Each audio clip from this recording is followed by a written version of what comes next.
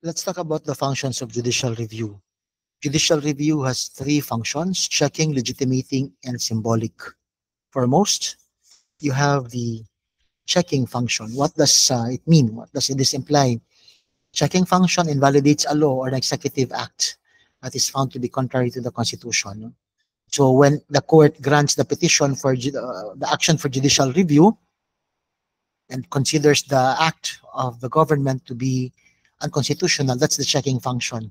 In the exercise of the checking function, the court should merely test whether or not the governmental branch or agency has gone beyond the constitutional limits of its jurisdiction. It just says it's unconstitutional. Second is legitimating. In the legitimating function of a judicial review, the court upholds the validity of the law, which results to the mere dismissal of a case challenging the validity of a law or of government action for that matter. So because of the presumption of constitutionality, the court will just confirm a government act to be not unconstitutional, the double negative, because of the presumption of constitutionality. Third is the symbolic function. The symbolic function of judicial review is the review function of the court, whereby despite the a case lacking in the elements of or the requirements for judicial review, it simply decides on the matter anyway because it wants to educate the bench and the bar as to the controlling principles and concepts on matters of great public concern. The case of Javier versus Comelec, for example, there was an election contest, but in the interim, the petitioner Javier was assassinated. The Supreme Court decided anyway because not only to vindicate the petitioner here, his rights, but also to educate the bench and the bar on matters of election. Same with ABS-CBN. No? There was a question on the legality of exit polls. While the case was pending, the election has already been done and was over with.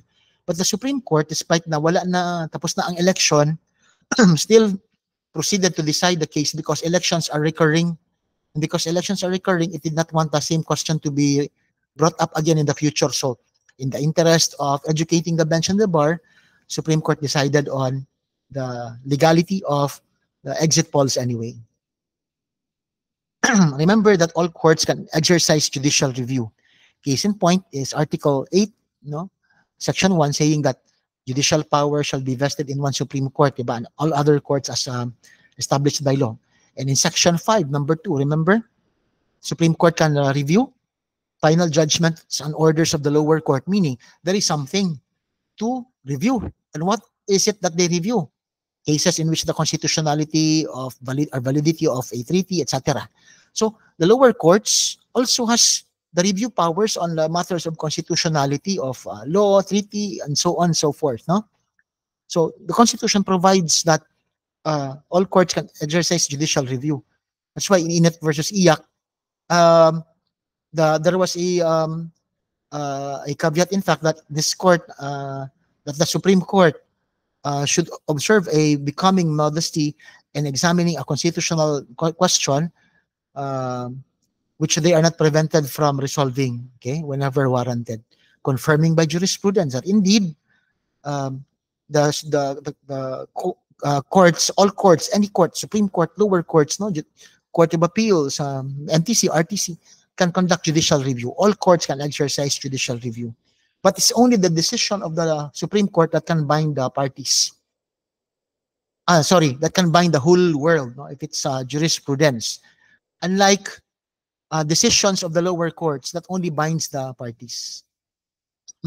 This case of Brokenshire Memorial Hospital versus the Minister of Labor, they brought to the regional director of the Department of Labor, the Ministry of Labor, the certain issuances. I think it's a wage order. They brought the constitutionality of the wage order to the director of the Ministry of Labor. Supreme Court said that cannot be possible because the Ministry of Labor is not a court, and only courts can exercise judicial review. So what is the effect of the declaration of unconstitutionality? You have Civil Code, no? Article 7. For laws, when the courts declare a law to be inconsistent with the Constitution, the former shall be void and the latter shall govern. So you have two views on the matter. The first view is the orthodox or the general view, saying that if following the Civil Code, no, Article 7, no, that if a law is declared void, it is void in its face. That such it produces no effect whatsoever. It creates no right or office. It imposes no duty. Whatever penalty was paid during the period of its operation must be remitted. So as if it did not exist, no.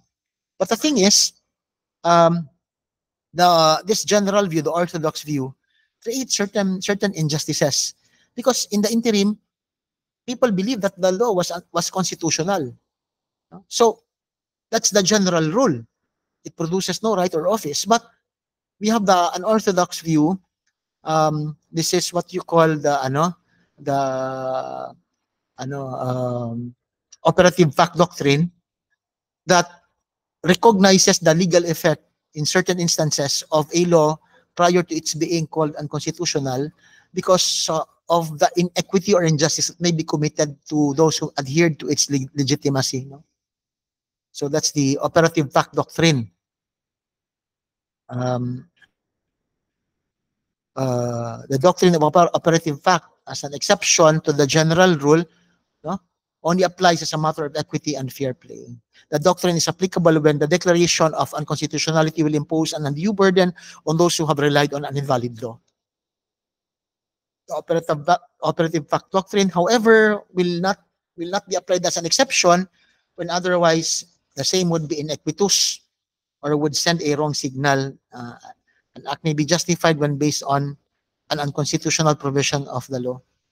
Sorry. Okay. So the general rule is an invalid law creates no office nor right. So retroactively, that's it. That's going to be declared. Everything will be considered as ineffective if coming from that law. But the operative fact doctrine is the exception when making use of that general principle of retroactivity would cause inequity.